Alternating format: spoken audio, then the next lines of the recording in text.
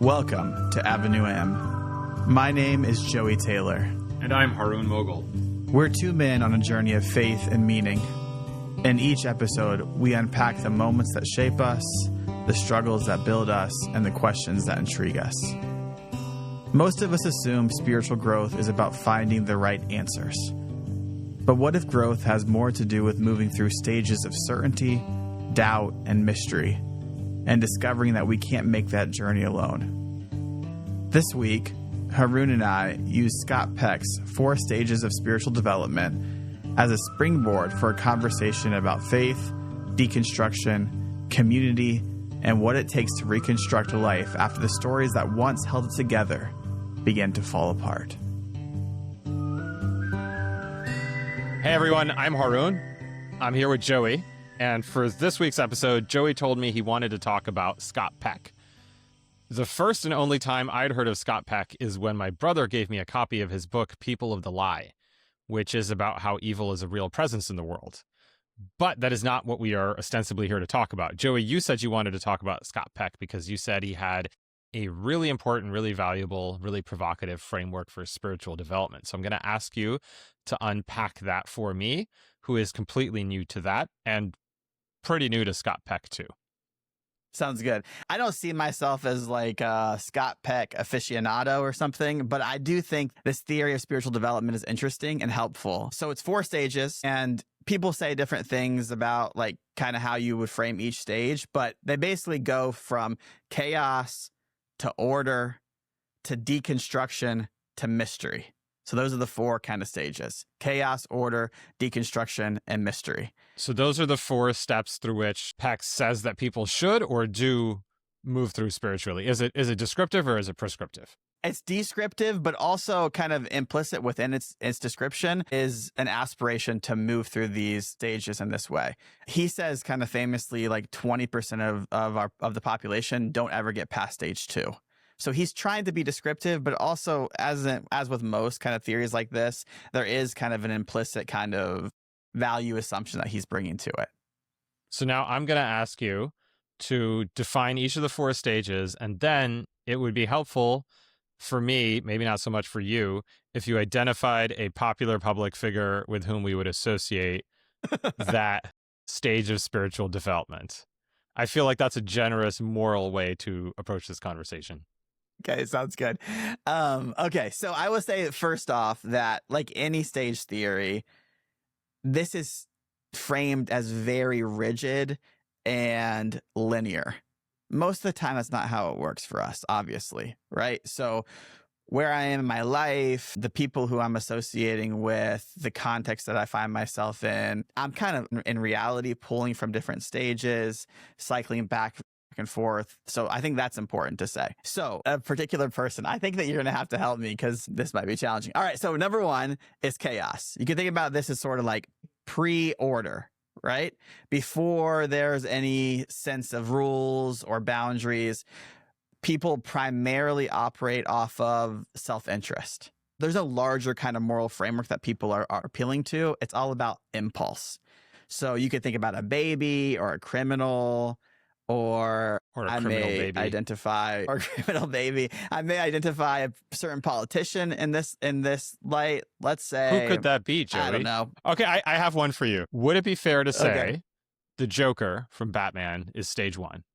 Just pure chaos. Yes. Okay. Joker. Yep. Totally. Okay. So stage 1 is chaos, pure impulse. Exactly. So that's where we begin. Stage 2, we get order. This is a world of rules, boundaries, certainty, and a really like strong and fixed sense of belonging. That for me is the most important part of stage 2, the belonging piece. You could think about the police, traditional forms of religion. This is a really strong emphasis on institutions. Well, is it fair then to say stage 2 could be law and order, enforcement of the rules, someone like, it's not vigilante though, right? So we're not quite at Bruce Wayne yet, but maybe we're at Commissioner Gordon. Totally. Yeah. There's a code here, and there's a world of rules that we're operating within. Absolutely.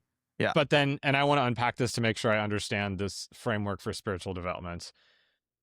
when you say there's strong attachments to institutions and rules, you also say there's belonging. And Yes. so maybe Commissioner Gordon doesn't work because he's one of the cops who's not dirty. He doesn't belong. In the arc of Batman, the reason Bruce Wayne / Batman reaches out to him is because he knows he's honest. When you say belonging, does that mean that this person hasn't yet developed an independent moral code, that they have to, their moral code is the code of the institution they belong to or community they belong to? Exactly. That's exactly right. Yep. So it's kind of like nationalism. It's like nationalism. It's like early forms of religion. It's like fandom. It's like a lot of things that give us a sense of simplistic belonging and structure. It's our initial container. So just to mix and muddle all the metaphors, it's kind of like Duke Leto Atreides' inner circle. It's people who are passionately attached to House Atreides. And so that is their identity. That is what they fight for. That is who they are. Yes, exactly. Totally. Okay, cool. I got it. I could have just said Thomas Wayne. That would have probably made a little bit more sense, but okay. Yeah. Okay, cool. So we got the Joker, and now we got who's our second person? I don't know, Duncan, Idaho. I don't know where this is possibly going, but we're having fun with it. Okay, cool. Duncan, Idaho. All right, so then we go to stage 3. This is deconstruction. This is where we question all the things that were given to us in stage 2. This is primarily like an individualistic stage, right? You start to kind of make meaning for yourself, question the things that were given to you. The classic thing to think about in this stage is academia, right? You're 18, 19, 20 years old. You're on your own. You're trying to figure out who the heck you are in the world. And all of the categories, the preconceived notions that were handed to you, that you inherited, all of a sudden you're starting to question. If I understand this correctly, if we just add muscles to academia, we could say that, because generally speaking, academics don't, you know what I mean. Could we say that this is Kal-El / Clark Kent in the new Superman movie after he hears the full clip of his parents? So he comes back to the Fortress of Solitude when he's in pain or when he needs to be rejuvenated, and he watches that clip of his parents, the last surviving testimony of his parents. If you haven't seen the Superman movie, this obviously doesn't make sense. But the idea is that he thinks he is doing what his parents want him to do. And then when the bad guy, Lex Luthor, plays the clip of his parents in its entirety, he finds out that his parents sound like awful people, at least by the standards of humans. Maybe by Kryptonians, they're very good, moral, upstanding imperialists. I don't know. And then he goes through this phase of just deconstruction. He no longer knows what to believe in. Yep. That's great. Yeah, I think this is where the world that you were given collapses. You start to appeal to your own experience. You start to look for evidence. This is all mitigated through your own individual lens, though. I want listeners and viewers to know 2 things. First of all, I'm coming up with these analogies on the spot. And secondly, it is a little alarming to me, and there's a voice in the back of my mind, that the immediate references that come to mind are from like the last 20 years of movie history. But that's okay.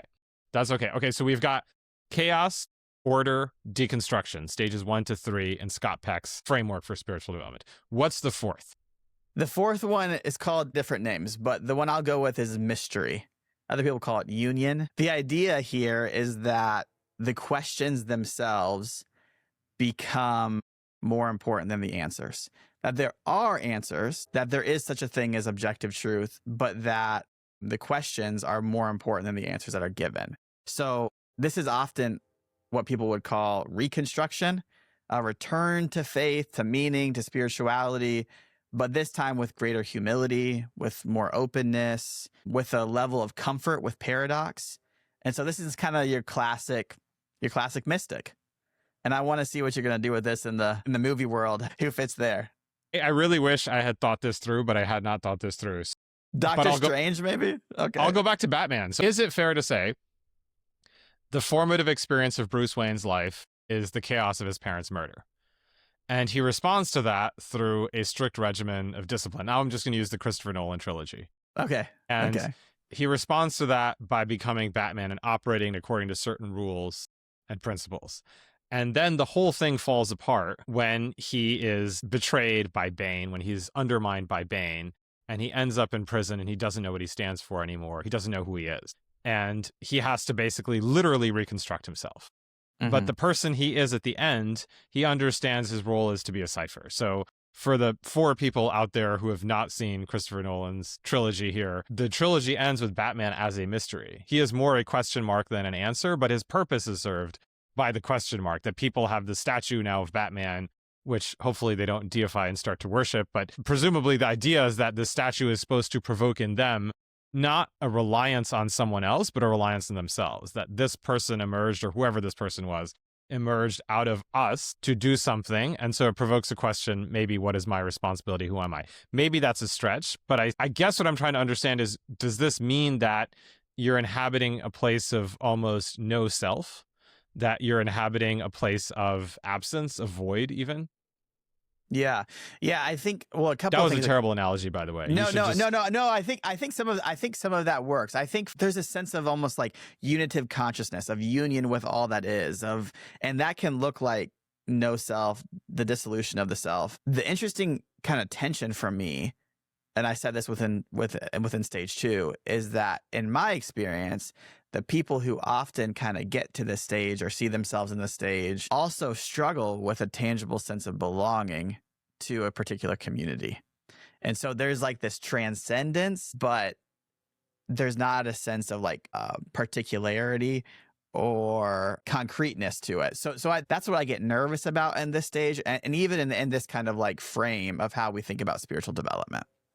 So for me, the natural pivot from here is away from the analogies and directly to autobiography. Right. Yes. Is how true do you think this 4-stage spiritual development is to you? Because, and I want to preface this, I'm sure a lot of us, myself, yourself, I know from our conversations, in and around middle age, we think a lot about, are we moving in the right direction? Are we growing in the ways we should be growing? We've accumulated enough life experience to be able to say, I know what doesn't work, perhaps, or I know what I concretely and genuinely continue to struggle with and feel vexed by. So with that, I will ask do you feel Peck's framework is true to you? The reason why this has stuck out to me is because it's resonant from me. So I don't remember the days of chaos, but surely I was that as a baby. But my earliest memories were in a world that was ordered, and things that were given to me, things that I'm grateful for.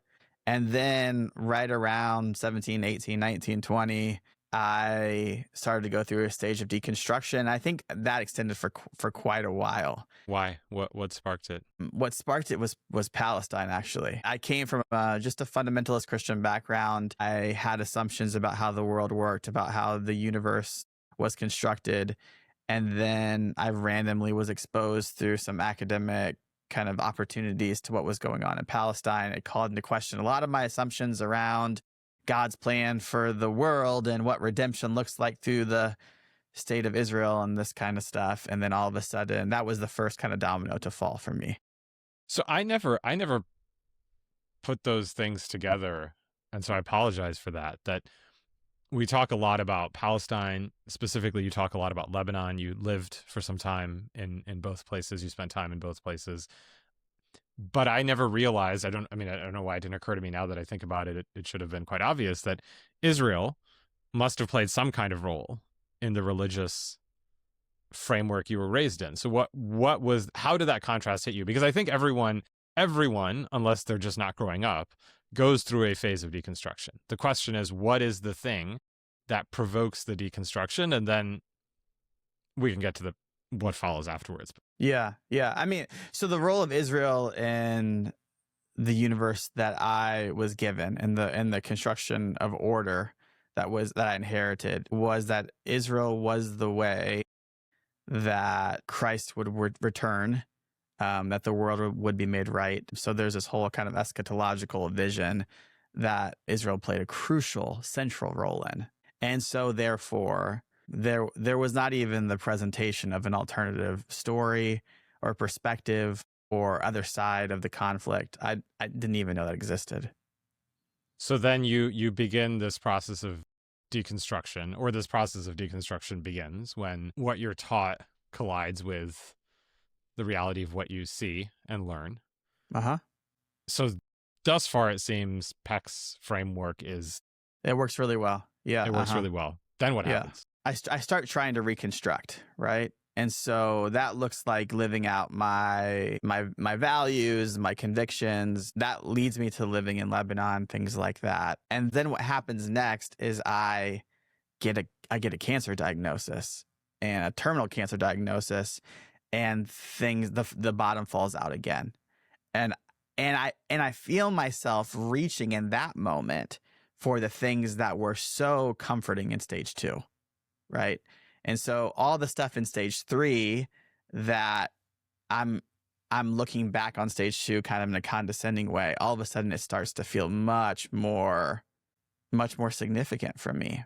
And so I realize that the way in which I'm reconstructing things as I try to get to something of a stage 4 kind of spiritual development actually has left some things to the side that are really crucial for me. One of the people who was really important for me at this moment of my life was Richard Rohr.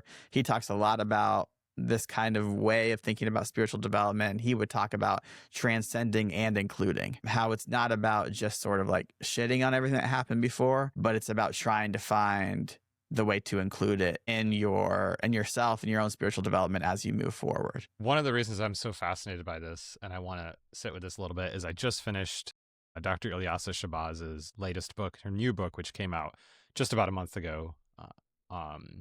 It's called Malcolm in the Desert. It's her reckoning with the story of her father, of course, Malcolm X, and how she found spiritual wisdom in studying and trying to understand his life. And the book is framed, I don't want to say self-help because that produces caricatures and that can be very reductive, but it is very much framed as an invitation to the reader to think through where they're at and what they've been through. And pilgrimage is a really powerful motif throughout the book. But one thing she says at different points in the book is coming to terms with reckoning with what she has gone through, what her father went through, and then inviting the reader to do the same. And so the first thing I want to ask you is when we talk about this framework, and I know a lot of us struggle with religious growth and even understanding what that means. And I think one of the reasons we struggle is because we collapse it into a very short period of time. So like you said, maybe in the broad arc of things, this is linear, but when you're actually in the thick of it, it hardly feels linear. Yeah. It might even feel like 2 or 3 of these stages all intruding on each other at the same time. Yes. So how long is this period for you? How long does this take for you to go from that initial moment of deconstruction to even beginning reconstruction? The minute that I entered into deconstruction, I also had a deep desire to find a sense of stability. So I kind of think they were bleeding into each other from the jump. Okay, if that's true, but what then can root me? What then can ground me? What then can I appeal to? I think that the shift, though, was when my anger at stage 2, at the order that I was given, was superseded by my yearning for something more. And so I think that was a shift where I'm like, okay, now I'm really kind of leaving the deconstruction primarily phase and entering into a pursuit of reconstruction. So I might have been a little mean to academics earlier when I suggested they may not have muscles in their upper bodies, but to produce a very reductive reading of a philosopher like Hegel, his vision of history is thesis, antithesis, synthesis. Yeah. That this is how human societies allegedly move forward the march of history, as it were. I'm not going to try to even engage the question of big picture history, but for you personally, do you think that's a better framework, this thesis, antithesis, synthesis, that maybe this is how you were raised, then you confront what's happening in the Middle East, now you have a thesis and an antithesis, and you have to now find some way to reconcile them. And then in comes a new... I think it's good. Synthesis is a good word for me. Integration is a good word for me. I think also in terms of the spiritual development of stuff, though, there's also this sense of, I don't know, maybe I would argue that the highest forms of spirituality are characterized by humility, where you say, yeah, I can offer synthesis, I can search for integration, and I also know that my attempts aren't going to get me the entire way. Actually, God is beyond us in a way that I'm not going to be able to conceive of completely. or even partially, so yeah. So then do you think that Peck's framework do you think it's true, or at least a reasonable approximation of the journey that people can or should go through? I think it's a reasonable approximation. True in the sense of absolutely this is what everybody goes through. No, not necessarily. True of being the unified theory of all spiritual development. No, not that. But I do think it's helpful language for locating myself, for locating ourselves within the context of the larger arc of how I'm relating to the world, as well as to God, to the spiritual reality that I think you and I are so interested in. So do you aspire to stage 4, to the mystery, to the unitive stage? Is that something that you believe is where you should be, or should aspire to be? I think I've thought that for a long time. And now I'm a little more hesitant with it, to be honest. I'm a little more uncertain with the unitive piece. I think maybe it's because of like the way that you characterize academia. It feels like our world right now is so incredibly unstable, unmoored, like lack of larger kind of moral or value framework. And I think I'm finding myself yearning for something that has more of that institutional, bounded, but what the heck are we talking about and what are we trying to do together? Like that kind of language. And so, I think I am still spiritually looking for a kind of a unitive sense of God, of the universe, of other people. And also, things feel a little unsettling right now. Our sponsor is the Brueggemann Center for Dialogue at Xavier University here in Cincinnati, which is dedicated to deepening understanding across faiths and promoting systemic change. You can learn more about the Brueggemann Center and Xavier University in the show notes. Now, back to the conversation. So, if you were to talk to someone who's going through a spiritual struggle, I suppose all of us are, but let's say I come to you and say, hey, Joe, I'm really struggling with something, because I don't actually struggle with anything, but let's say I did, right? Let's say I was having a hard time. I'll give you a concrete example. Why not? Let's just go there. So One of the things I struggle with is that I am quite, I don't know the right word for this, really. I'm quite religiously traditional, bounded. I would use a word like conservative, but I think that's the wrong word. I think that's a word from a different tradition and a different framework. But how about I put it this way? So I found out that he's either my great-grandfather or great-great-grandfather, and I've forgotten entirely. But he has a Wikipedia entry. So I did some digging the last few weeks trying to figure out, something of the life story, in part because I had some cousins reach out to me who were translating some of his works. And there's more information about his life available now than there was even 5 or 6 years ago. Some of that may have to do with AI, just scraping things together and putting them in one place or making them available for people who are looking. And as a result, I found out a lot about his lineage as well, right? So that going back, we have an ancestor who was a judge, or a qadi or ghazi in Urdu, in the Mughal Empire in South Asia, presumably in 16th, 17th, 18th century. We don't actually know when. And if you follow this chain, these are men, and we only know about the men. That's a bias I'm going to be totally open and honest about. These are men who were literate in Arabic and Persian and Urdu and all these things, right? And they wrote, and they were part of a conversation stretching across centuries, right? Academia, effectively, right? I don't know what else to call it. Religious academia. So I come from that background, and I was raised with that background, so I take that very seriously. But I also know that I stick out in a lot of ways in the context of many Muslim communities. I don't fit in because I was raised in a family where religious scholarship and religious humanism were taken extremely seriously. Yeah. And so, a life of the mind was what you were supposed to cultivate. What I got from my grandfather, for example, from my mom, was a really broad curiosity about the world. Other religions, other literatures, other cultures, in a very profound sense, meaning I stick out. And so I often find myself in religious spaces where community is emphasized and community is esteemed, and yet I don't know that I necessarily feel the kind of community that I think I'm supposed to. Mm-hmm. That part of me is present, but part of me is absent. Mm-hmm. And what am I supposed to do with that? Mm-hmm. So I'm actually asking you, what am I supposed to do with that?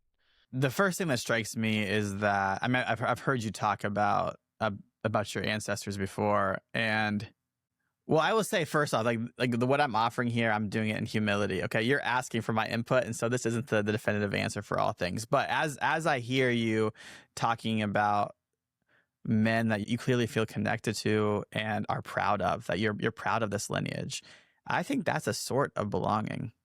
That's a kind of community, and I think it's something to be grateful for. So I would say that's a gift. That's a gift to find yourself situated in that way within that context. I wouldn't belittle that.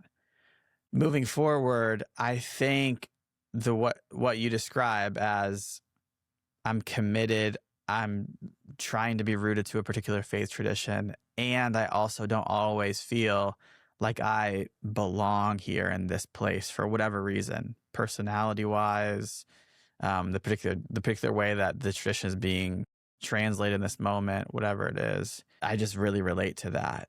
The thing from my own experience that I keep coming back to is that I hope what my tradition allows me to do, and I hope what your tradition allows you to do, is to find a language to connect to people who maybe aren't as like-minded as we would assume. Meaning that maybe there's not a natural affinity to these people like we would hope that there would be.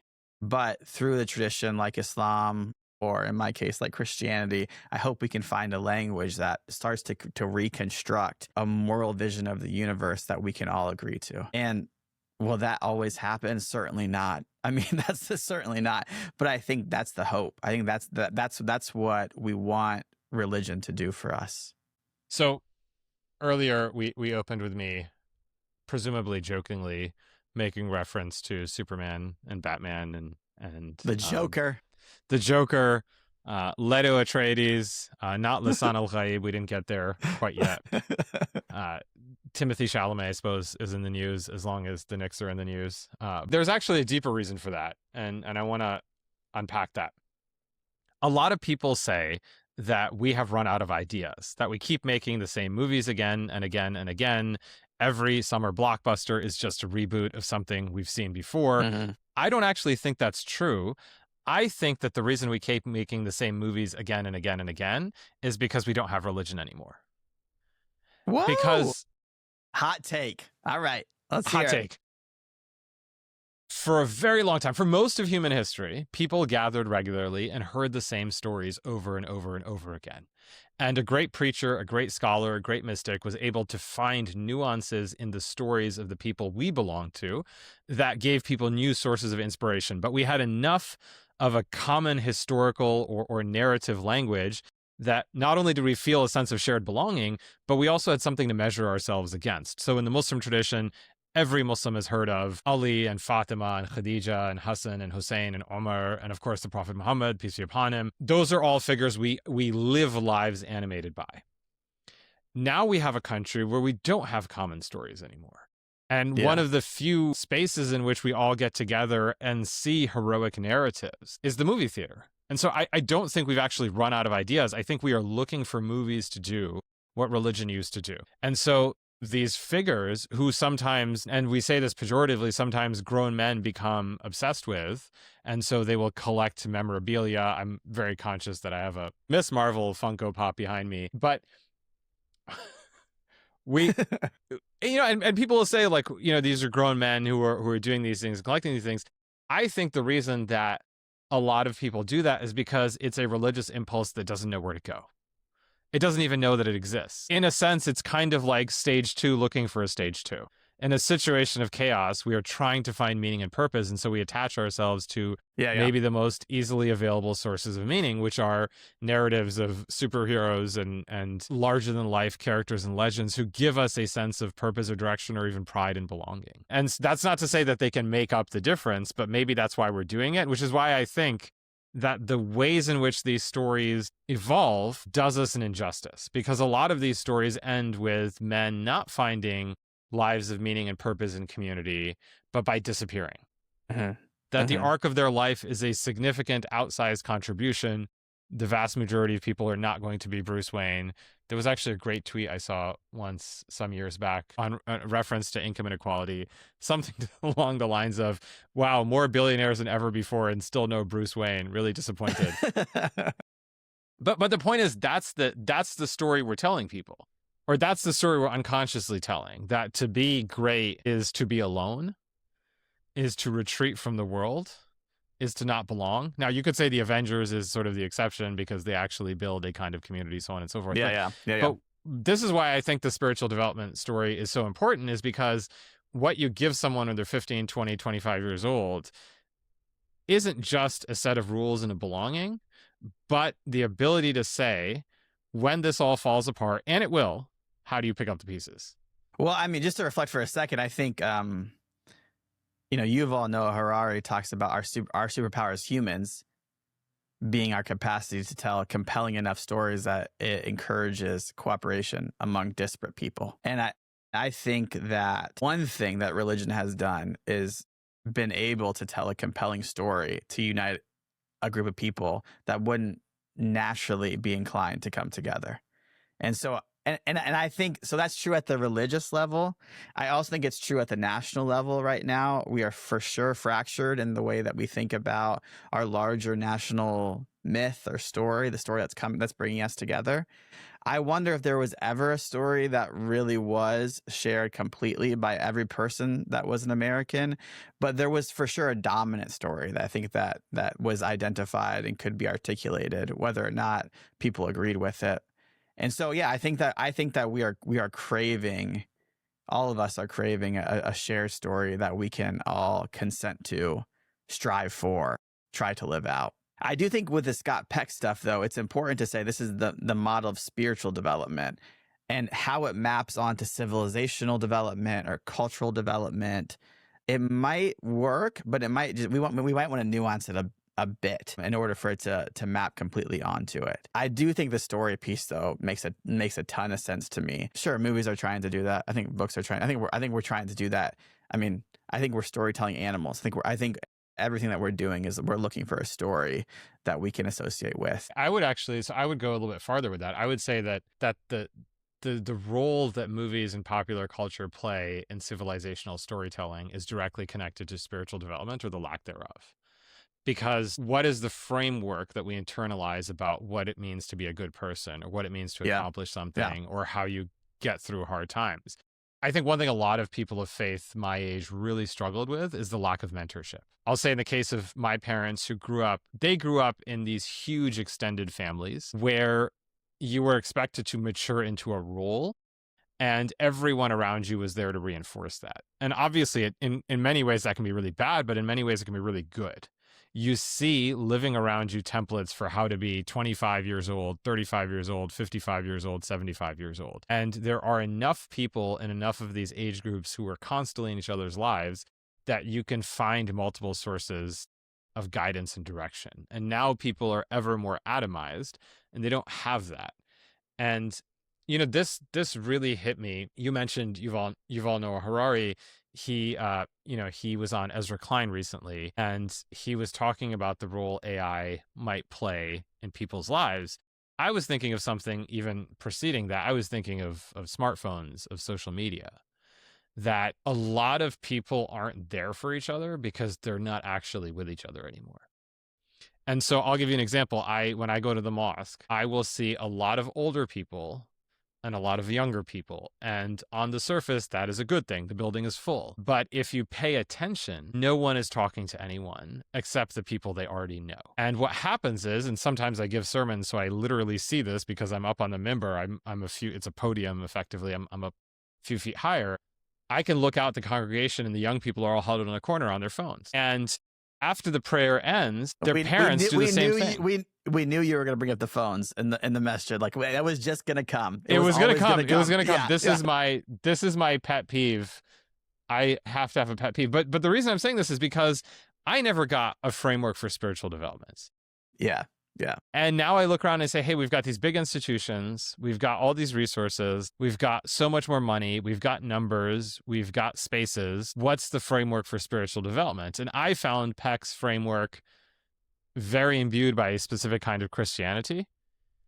And so it may not be necessarily exactly what I think would resonate with me, but I think there is a lot of truth in it.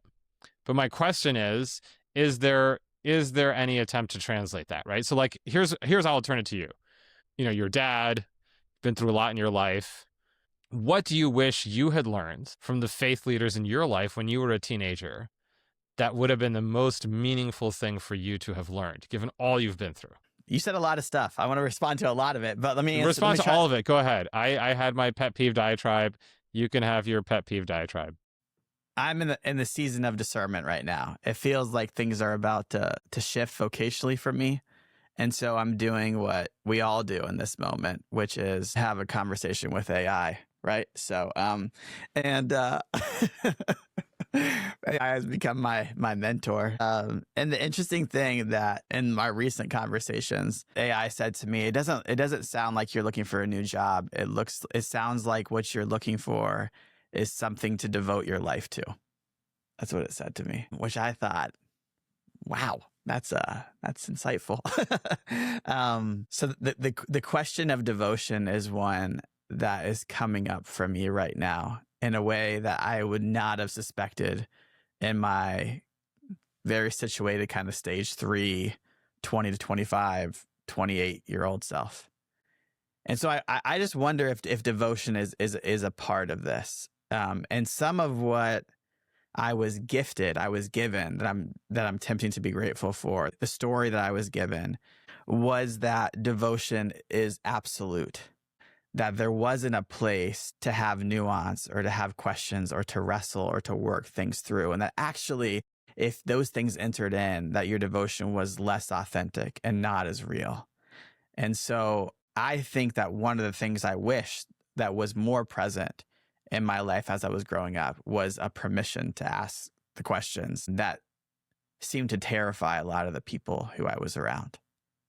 That's what comes up for me initially. Connected to that, though, as you were talking, some of what's inherent in the challenges that you and I are dealing with in all of these conversations are that you and I are trying to derive meaning primarily as individuals. And I don't think that was what the question that your ancestors were asking. And so this is a part of what is so unsettling right now.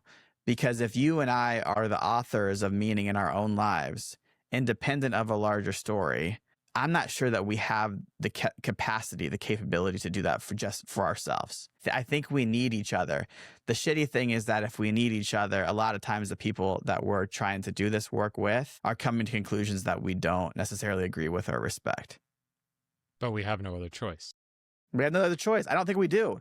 Do you think we have any other choice? This is why it's such a live thing for you when you don't feel a tangible sense of belonging when you walk into the masjid. It's why it's so live for me when I walk into the church and I'm like, what the heck is going on here? I don't see myself here. But that's why we care, because we know somewhere deep down that even still we can't do it alone. So I want to pause and say one thing. Maybe none of us ever really feels like we belong, and that's the point. Maybe some people just pretend really well, or if we want to be a little bit harsher, they've silenced the part of themselves that asks questions that don't fit into the dominant narrative. They've never left stage 2 if it were the case. But actually everyone in the mosque probably feels like, I can't be my full self here. I wonder what people would think about this and that. I don't know. And I'm sure that that's always the case. So I'll give you an example. My parents were doctors. They made a lot of money, and they had a very different attitude to money between the two of them.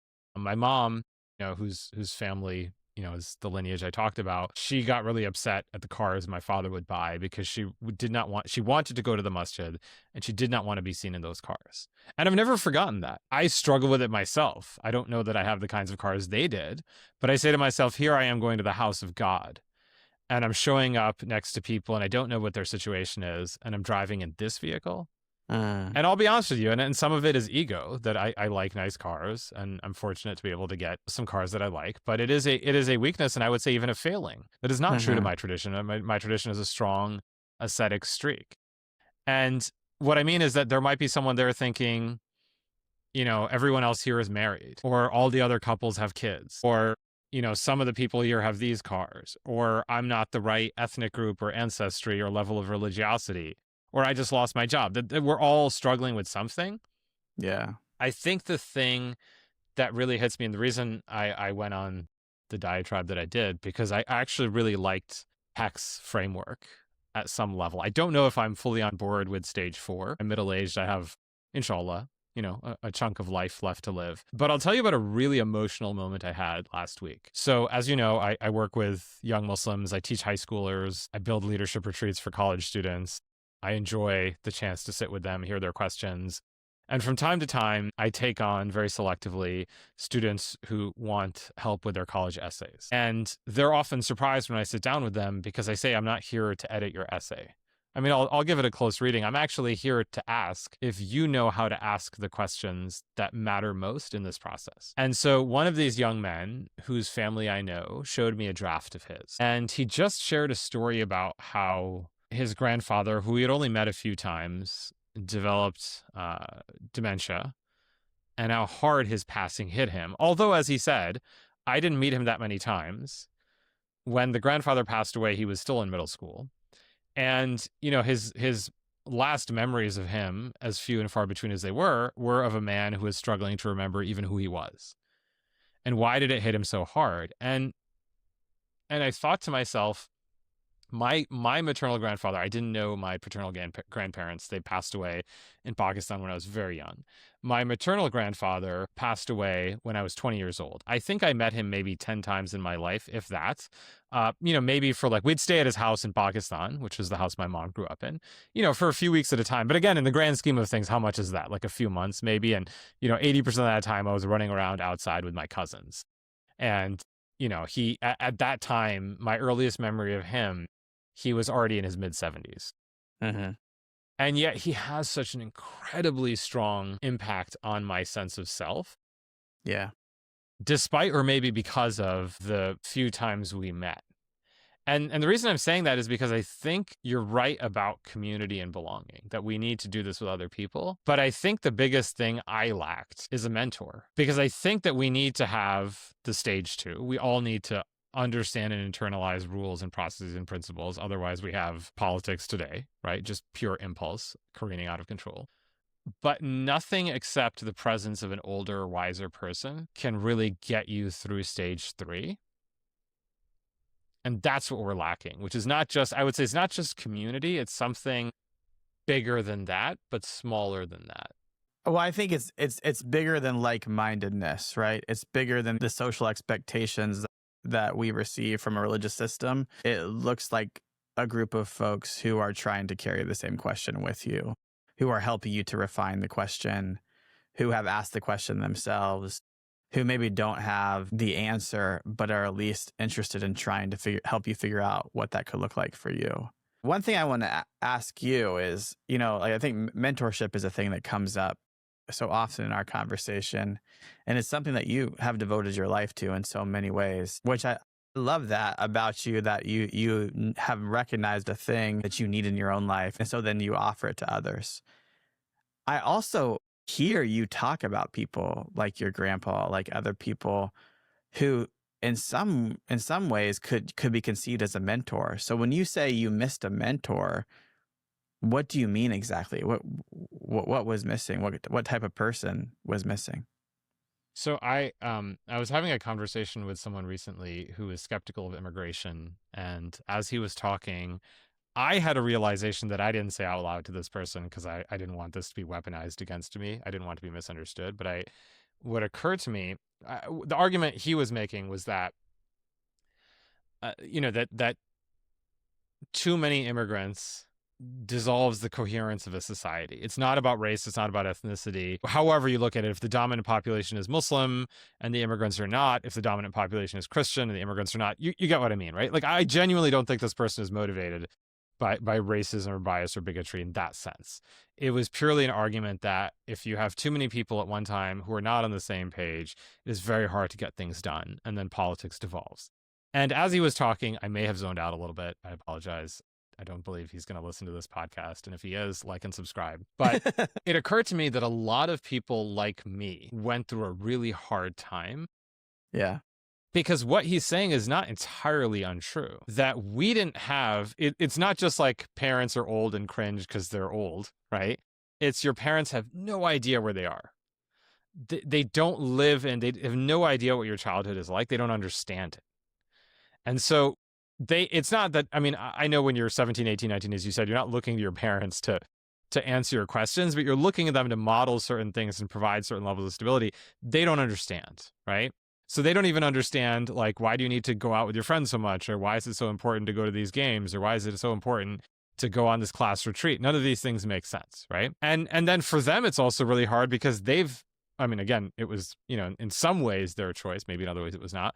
They've been cut off from their own support network, so they're kind of scrambling too. So I think what I mean when I say I didn't have a mentor is that I didn't have anyone who was alive who could talk me through what I was going through, or maybe even talk me down from where I was being pushed or pulled, who could give me a sense of perspective, like, hey, calm down, it's fine, everything works out, like, here's something you can do for yourself, here's something helpful, right? And maybe, in the grand scheme of things, like, alhamdulillah, my life has turned out pretty good so far, right? Like, I'm very happy, I'm very comfortable. But, it took a lot to get there. And, that's a lot for anyone to go through. And so what I mean is, like, who's that person who's there to tell you, maybe this is what you should be doing, maybe this is what you shouldn't be doing. Like, I never, for example, had anyone have a conversation with me about what does it mean to be married? Yeah. What should you look for in a spouse? I actually asked my high school students that. What should you look for in a spouse? And they struggled. No one had ever asked them that question. And I said, how many of you have parents who expect you to get married? All the hands went up. Right? And I'm like, how many of you have had conversations? Some of them had. And, there's a natural shyness, awkwardness around the topic. Obviously, I get that. But, like, at least to set the process in motion a little bit, like, hey, maybe don't do that, or maybe, try to do this. Yeah. But honestly, though, Haroon, like, even that question, I think, is a great question. I think it's a really good question. But also, that wasn't the question your grandpa was asking. What do I that's look what I for mean. Yeah, that's what I mean. Like, he lived in a different culture. He lived in a different world. So Yeah, even exactly. had he been alive, right? Like, my parents, obviously, they were married, from the date of their marriage, they were together for the rest of their lives. Exactly. But it would have never entered their minds that they would not be married, right? Like, they did not live in a conceptual, I asked my dad once when he asked his sister, he was already in the United Kingdom at the time, to find him a wife. Yeah. And I was like, oh, so, like, what did you tell her? And he's like, what do you mean? What do you mean? Right? I was like, well, like, just, like, find me a wife, right? Like, I mean, yes, there are a lot of people in Pakistan now. Even back then, there were a lot of people. What did you ask her for? And he was genuinely puzzled by this question. And I think he said something about, like, she knows. And I was like, okay, but, like, what did you want? And I'm not kidding. He said two things. She should do namaz, like, she should pray, and she should make roti, like, she should know how to make food. Like, that was it. Yeah. Like, it's a pretty, But I think, like, for you and I, the subject of the sentence is I. It's me. And for your grandpa, for a lot of folks, it's a collective noun. It's we. It's what was given to us. And so, like, there's agency there, but it doesn't just fall on his shoulders, right? He's given it to his sister.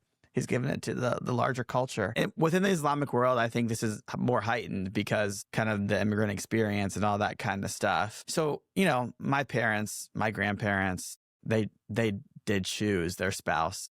It wasn't the same situation. And still, the development to hyper individualization is still a challenge, even in our context.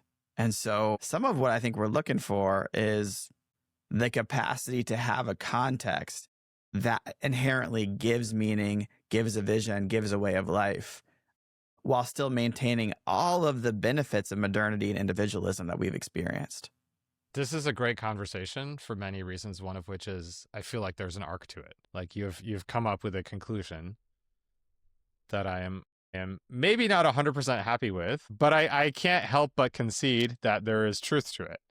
And it's not just that it's not that your argument is just persuading me in the moment. It's also lived experiences persuading me that that is true. I think that had I had a community, by which I mean a real community, like an intergenerational community where people are actually physically present with each other in my late teens and 20s, I would be a very different person today. I would be farther along in my spiritual growth and spiritual development than I am today. Obviously, at the end of the day, everything is in the hands of God. It's however God wills. But there's something to be said for when there's people around who are paying attention, it's harder to be as insular. C, nihilistic. C, depressed. C, anxious. C, I mean, on and on and on, right? It's hard. Yeah, to you be all can't those be things. anxious when there's just people. You also know what the last few weeks of my life were like. Yes. I know what the last few weeks of your life were characterized by. Yeah. But certainly robust forms of community and interconnection were happening. Yeah. And there's a different word than anxiety, overwhelm, maybe. Whatever. Overwhelm, yeah. But then you also learn what you're capable of.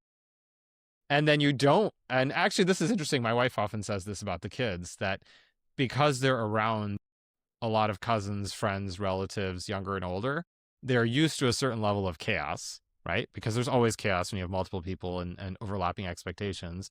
And here I am borrowing from Scott Peck, but in ways he may not have entirely agreed with. That kind of chaos is actually restorative because it teaches you resilience, that your day is not going to go according to plan, and that is totally fine. Yeah, you're not in control. And that's maybe sometimes a good thing. Thanks for listening, and thanks to Zach Swellbar for recording our theme music. If you enjoyed this episode, please don't forget to like and subscribe, and let us know what questions we should be asking and who else we should be talking to.